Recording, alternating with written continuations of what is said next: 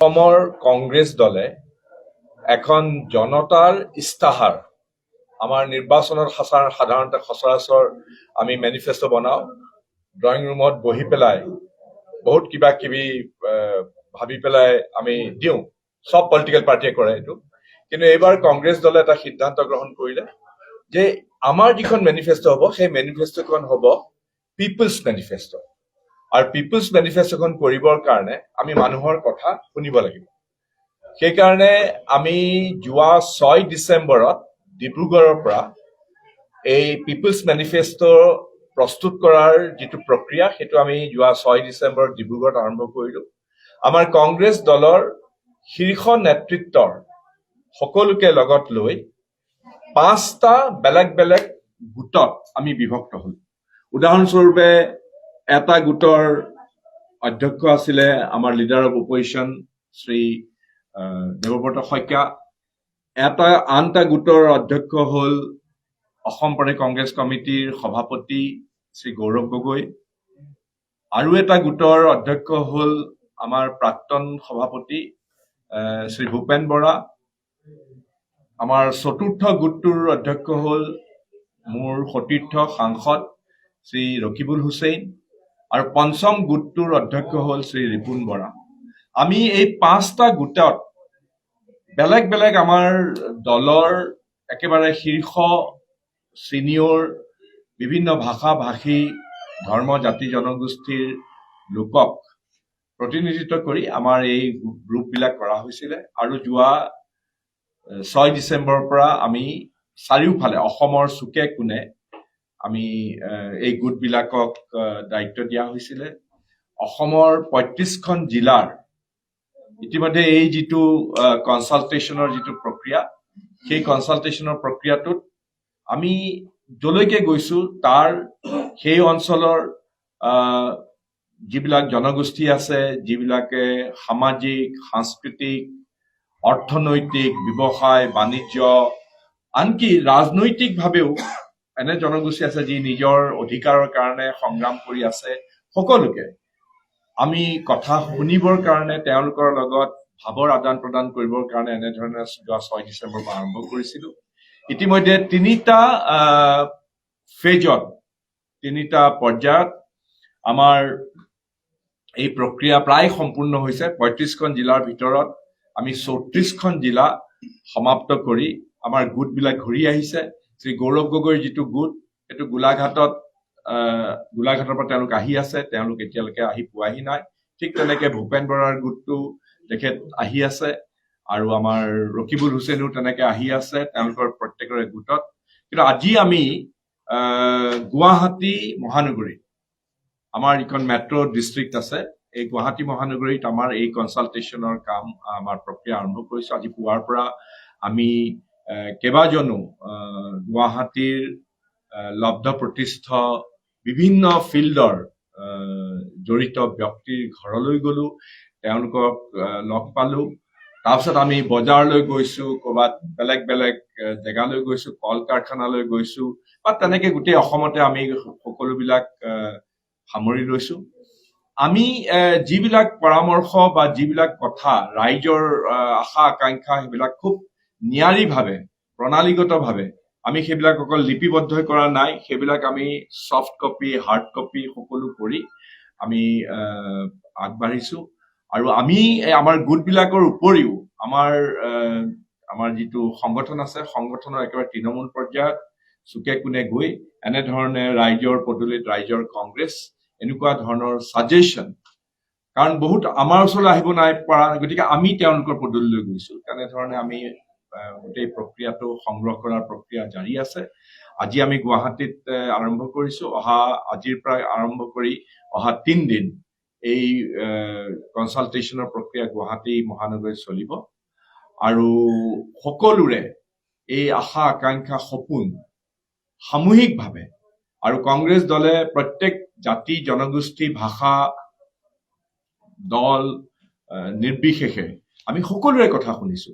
আনকি এনেকুৱা দল সংগঠনৰ ওচৰলৈও আমি গৈ কথা পাতিছো, বা কথা পাতিবলৈ আমি ইচ্ছা প্ৰকট কৰিছো যিসকলৰ লগত হয়তো আমাৰ আদৰ্শগতৰো মিল নাথাকিব পাৰে, কিন্তু আমি চবৰে কথা শুনিছোঁ, কাৰণ গণতন্ত্ৰত আমি বিশ্বাস কৰোঁ যে সকলোৰে লগত কথা পতাটো দৰকাৰ, আৰু সামূহিকভাৱে বিভিন্ন ভাষা ভাষী ধৰ্ম জাতি জনগোষ্ঠীৰ মানুহক কংগ্ৰেছ দলে বুকুৰ মাজত সুমুৱাই কোনো বৈষম্য নোহোৱাকৈ সকলোকে মৰ্যাদা, সন্মান আৰু সকলোৰে আস্থা আদায় কৰি পেলাই আমি অসমখনক এক প্ৰগতিশীল ৰাস্তাৰে লৈ যাবৰ কাৰণেই এই জনতাৰ ইস্তাহাৰ, যিখন আমি পিপলছ মেনিফেষ্টো কৰিব খুজিছোঁ, আৰু এই পিপলছ মেনিফেষ্টোখনেই আমাৰ কংগ্ৰেছ দলৰ কাৰণে পাথেয় হ'ব। আমি জনতাৰ আশা আকাংক্ষাৰে, জনতাৰ কণ্ঠৰে সৈতে আমি সকলোকে আমি নিজে প্ৰস্তুত হৈছোঁ। অসমত 2026 চনৰ বিধানসভা নিৰ্বাচনত যাতে দিছপুৰত কংগ্ৰেছ নেতৃত্বাধীন এখন চৰকাৰ প্ৰতিষ্ঠিত হয়, আৰু এতিয়াৰ যিটো বীজ বাষ্প ছটিওৱা, যিটো এটা একেবাৰে কণ্ঠ ৰুদ্ধ কৰা, একেবাৰে শ্বাস ৰুদ্ধ কৰা যি অপশাসন চলিছে, সেই অপশাসন আমি আঁতৰাই এক মুক্ত, স্বচ্ছ আৰু প্ৰগতিশীল আমি এখন চৰকাৰ গঠন কৰাৰ কামত আমি আগবাঢ়িছো বুলি আমি বিশ্বাস কৰোঁ। এইখিনিয়ে ক'ব লগা। নিৰ্বাচনৰ পূৰ্বেই এনেকৈ ৰাইজৰ পদূলিত ৰাইজৰ কংগ্ৰেছ, এয়া এটা কংগ্ৰেছ দলৰ প্ৰয়াস, যাতে আমি বিজেপিয়ে যেনেকৈ তেওঁলোকৰ সিদ্ধান্তসমূহ ৰাইজৰ ওপৰত জাপি দিয়ে, ৰাইজে নিবিচৰা কামখিনি কৰে, আমি তেনেকুৱা কৰিব নিবিচাৰো।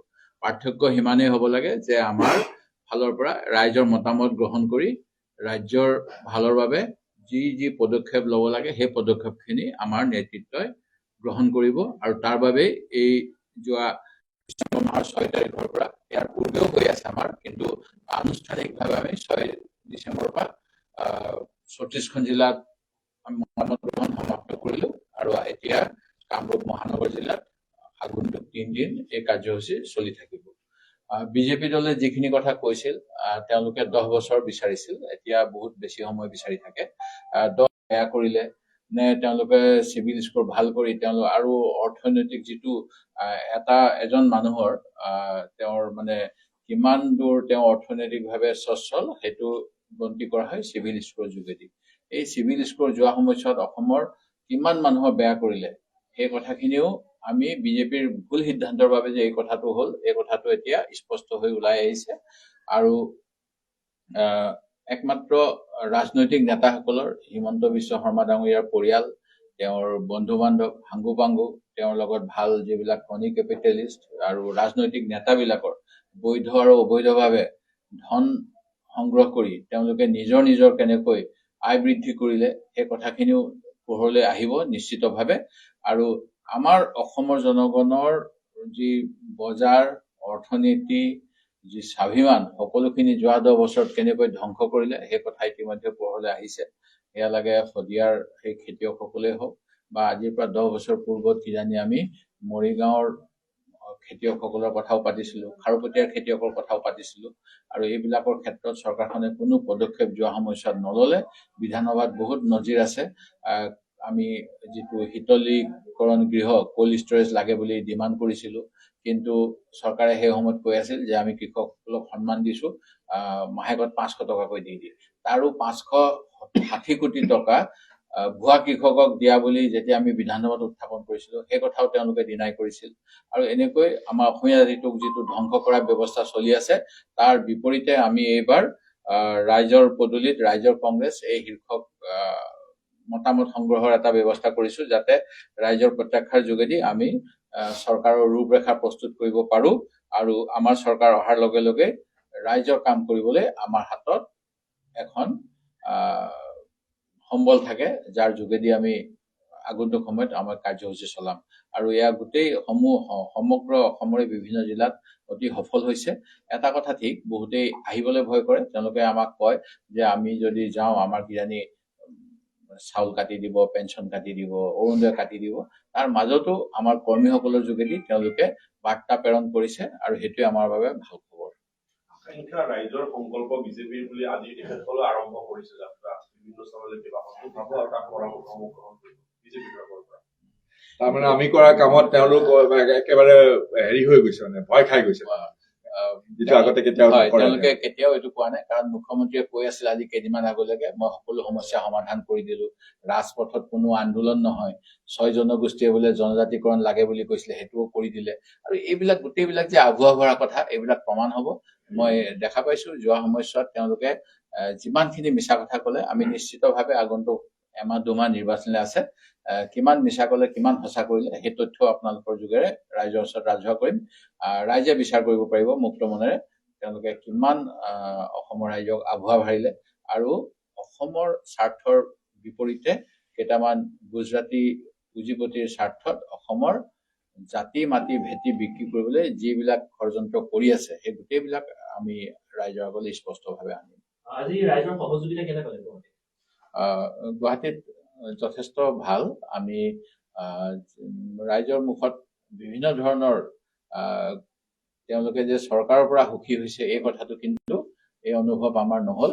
তেওঁলোকে বিভিন্ন চৰকাৰী আঁচনিবিলাকৰ ফলত তেওঁলোকৰ পৰিয়াল চলাবলৈ কেনেকৈ অসুবিধা হৈছে, সেয়া লাগে ক্ষুদ্ৰ ব্যৱসায়ী হওক বা সাধাৰণ নাগৰিক বজাৰ সমাৰ কৰিবলৈ অহা, গুৱাহাটীৰ যিটো কোৱালিটি অফ লাইফ, যিটো কোৱা হয় যে জীৱন ধাৰণৰ মান, এই যে জীৱন ধাৰণৰ মান বেয়া, এইবিলাকো কৈছে। আগৰ দিনত এটা কথা আছিল যে আমাৰ ঘৰবিলাকত আপোনালোকে দুৱাৰ দলিবিলাকত চাব, তলত এটুকুৰা কাঠ বা বাঁহ দিয়া থাকে যাতে কোনো অপশক্তি আহিব নোৱাৰে বা ঘৰৰ পজিটিভ এনাৰ্জিটো ঘপককে ওলাই নাযায়। এই কথাটো কিন্তু এতিয়া গুৱাহাটীত দেখা পাইছো, দোকান পোহাৰ চবতে 2 ফুট 2 ফুট ৱাল তুলিব লগা হৈছে যেন কাষ্টমাৰজনে উজুত খায় বা কাষ্টমাৰ আহিব নালাগে, এনেকুৱা ধাৰণা হ'ব। কিন্তু প্ৰকৃততে অনবৰত গেলা পানী গুৱাহাটীৰ বজাৰ পোহাৰত সোমাই থাকে। সেই গতিকে চৰকাৰে নলা দি পানী পঠাব পৰা নাই, যিটো মুখ্যমন্ত্ৰীয়ে কৈছিলে এটা সময়ত কিবা কিবি কথা, নলাক লৈ তেওঁৰ কথা আছিলে যে গুজৰাটৰ নলা দি কি যায়, অসমৰ নলা দি কি যায়, এইবিলাক কথা। কিন্তু তেওঁলোকে অসমৰ নলা দি যে মানে যিটো যাব লাগে পানী নাযায় সেইটো স্পষ্ট। সেই গতিকে প্ৰতিখন দোকানৰ আগত আজি দেখি আহিছো 1 ফুট 1.5 ফুট বেৰিয়াৰ। কি কাৰণে সুধিলত কৈছে যে নহলে এজাক বৰষুণ দিলেই গেলা পানী আহে, আমাৰ মাল নষ্ট হয়। চৰকাৰৰ ঋণৰ বোজাৰ ক্ষেত্ৰত কি ক'ব? পুনৰ ঋণৰ বোজাৰ বাঢ়িছে। মই আজি ৰাতিপুৱা অলপমান বেছি পঢ়িবলৈ পোৱা নাই, মই পিছত বিতংকৈ দিম। কিন্তু পীযুষ হাজৰিকা ডাঙৰীয়াই এটা কথা কৈ আছে, আমাক সমালোচনা কৰিছে যে কৰ্ণাটক চৰকাৰেও ঋণ লয়, আমি অসমে ললে কিয় কংগ্ৰেছে বেয়া পায়। এইটো কথা তেনেকুৱা নহয়। প্ৰকৃততে অসমৰ নিজৰ আয়ৰ উৎস একদম সীমিত, যিটো সীমিত আয়েৰে আমি কেন্দ্ৰীয় চৰকাৰৰ ওপৰত ডিপেণ্ডেণ্ট হৈহে লোন ৰিপেমেণ্ট কৰিব লাগে। কিন্তু কৰ্ণাটকত 77% ওন জেনেৰেশ্যন আছে, তেওঁলোকে নিজৰ উৎস আছে, GST হওক বা অন্যান্য ৰাজহ তেওঁলোকে নিজে কালেক্ট কৰে আৰু তাৰ পৰা তেওঁলোকে ঋণ ঘূৰাব পাৰে। কিন্তু অসমতো একেবাৰে শোচনীয় অৱস্থা। সেই গতিকে আমি বিতংকৈ পিছত কম, আপুনি সোধা কাৰণে আমি এই বিষয়ে পুনৰ SIT ফাইল খুলিবলৈ মুখ্যমন্ত্ৰীয়ে উল্লেখ কৰিছে যে জানুৱাৰী মাহতেই তেখেতসকলে সম্পন্ন কৰিব। কাৰ বিৰুদ্ধে?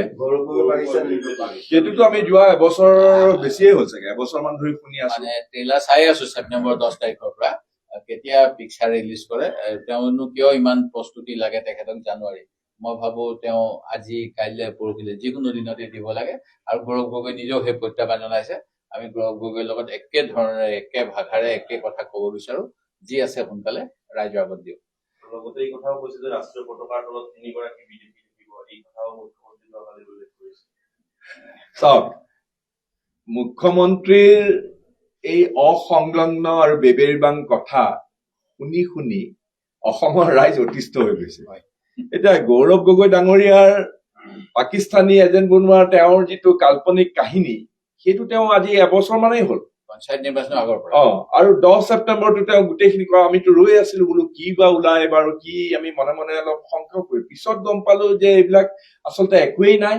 আৰু এটা কথা কৈ দিছো, যিমানেই কূট কৌশল নকৰক লাগিলে আমাৰ সভাপতি গৰাকীৰ চৰিত্ৰ হনন কৰাৰ পৰা আৰম্ভ কৰি তেওঁক পাকিস্তানী এজেণ্ট কৰাৰ যিটো তেওঁ এটা দিব খুজিছে, অসমৰ মানুহে কেতিয়াও সেইটো বিশ্বাস নকৰে। এইটো একদম খাটাং কথা। বৃহৎ যোগদান হব বুলি জানিব পাৰিছো যে কোন কোন ৰাজনৈতিক ৰাজীৱ ভৱনত কোন কোন যোগদান কৰিব।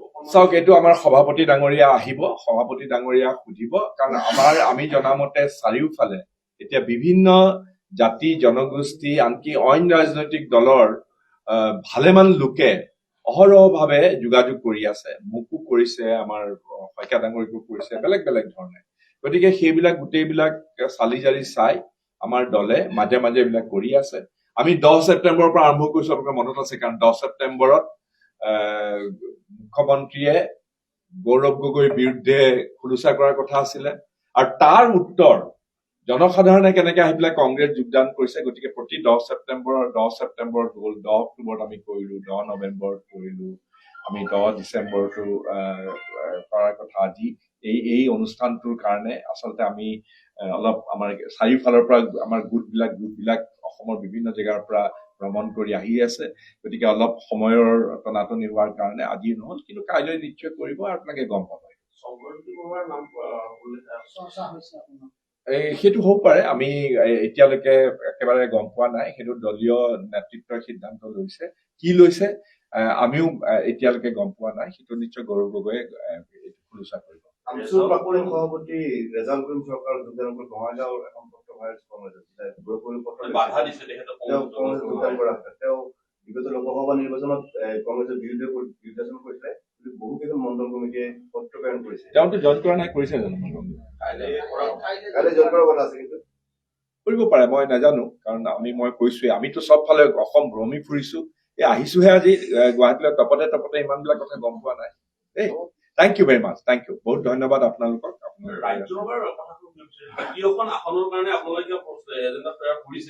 আমাৰ PSCয়ে এতিয়াও একো কোনো সিদ্ধান্ত লোৱা নাই। থেংক ইউ ভেৰি মাছ। আমি এটা কাম কৰো, এই যিটো দলবিলাক আহিছেতো আমি ইয়াতে লগ পাই লওঁ। ইয়াতে লগ ধৰিব। আচ্ছা, আপোনাৰ হেৰি